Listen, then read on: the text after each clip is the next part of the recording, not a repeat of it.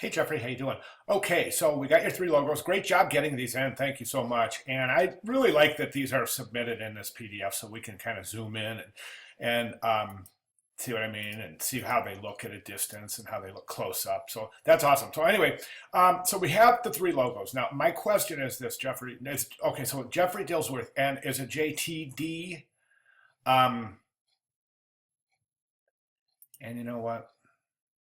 How you doing? Okay, so I've got your logo up, and I was looking at last week's post, and this is certainly indicative of what you had posted last week as what your branding style is.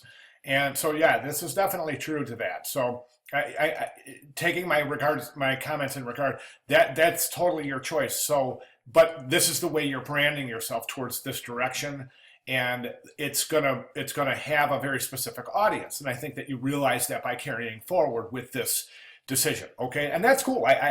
We'll make it work, man. There's a couple of suggestions I do have, and that the first thing is that it's Jeffrey Dillsworth or Jeff Dillsworth, but is this a T, and are you including a T? Because that looks like JTD, and this is definitely looking like JTD. So that's my question.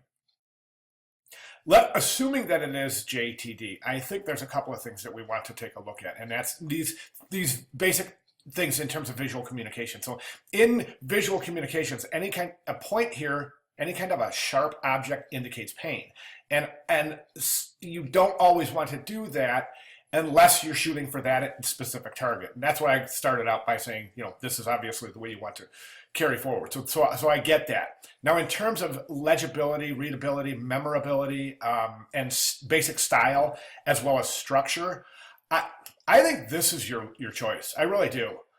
I think that one thing I would do, the one thing I would do is make sure that your stroke widths are equal. So in other words, that looks a lot wider. That distance right there looks a lot wider than that distance there. So try to get those the same all the way around with your D. Okay, see how your D has that kind of sharp, making that the bottom of it much thinner than the side. Okay, and so clean that up. And then this is a good relationship here, but clean those angles up. Jeff, right there, see how that angle doesn't look like it's a continuation of that angle? So definitely think about that. And then same thing as from here to there would be a straight line, of course, with that gap, right? And then the other thing I would recommend is that I would use color on this. And here's why. This is one of the reasons why I love submissions in PDF, because we can duplicate the feeling, the sensation, the experience of seeing this at a distance. And let's do that. And you can see that as we back off a little bit without having color, they're completely falling apart. And it's nothing you did. It's by sheer nature. Now here they're just completely gone. You can't really, they're not legible. So do you see what I'm saying? So by adding color, you're going to add contrast, and it's going to be much more visible at different sizes.